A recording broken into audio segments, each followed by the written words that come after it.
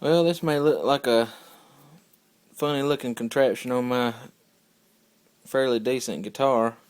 Anyway, uh, I bought this guitar. It's a Music Man Silo 30.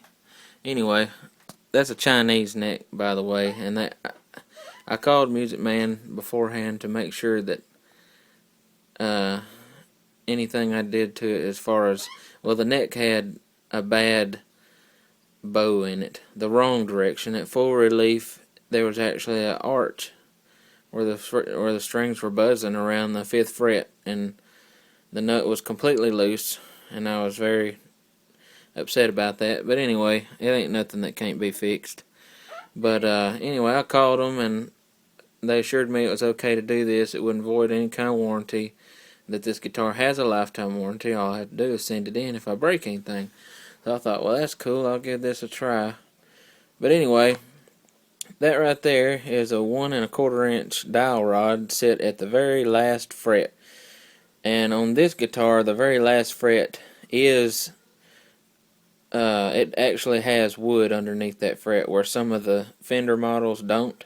So if you try this, you might make sure that that dowel rod is centered over a good chunk of wood, and it's not just, well, you wouldn't want to break anything off right there at that pickup, right up in there. Anyway, so I had about 0.2 millimeters, I think, of bow in this the wrong direction, and the more you tighten the nut on this thing, the more bow it put in it. So it wouldn't fix anything. And then I noticed from the factory, or whoever had this last, if you can see, kind of hard to see right there, but they had that last low E string saddle adjusted as far up as it would go, and it was playable, but it just wasn't cutting it. I like my action set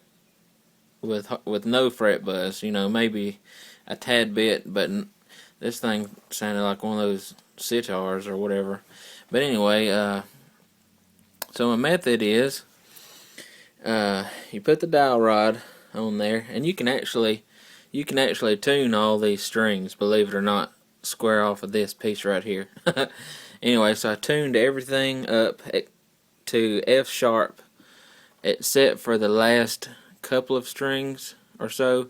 They're close, not all the way. I didn't want to break anything as far as my strings. That's 10 gauge Ernie balls on there. Anyway, so you take the heating pad, and you just basically take it and you loop it underneath all these strings like that, and just wrap it around the whole thing, and then turn it on high. And this heating pad only runs for 2 hours at a time. So, the way I've been doing it was, I ran it for 2 hours last night, and it cut off automatically.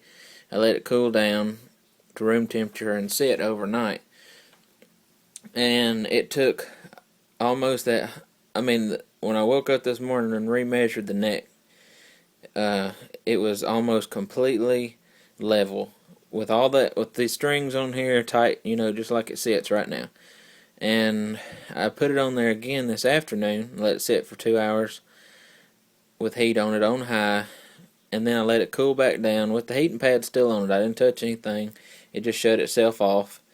And then I measured it again, and it had the right, it's getting there. It had about the right amount of, I guess you call it, up bow in it this time, where at the 5th fret I was actually starting to see the right amount of bow. You could probably fit a really thin nylon pick under there or something, Anyway, so I'm going to probably have a go at it 1 or 2 more times, because I have the truss rod nut completely backed off of it. There's absolutely no pressure on that neck whatsoever as far as the truss rod has anything to do with it. Anyway, I'll probably make another video when I'm done of the end project. Anyway, thanks.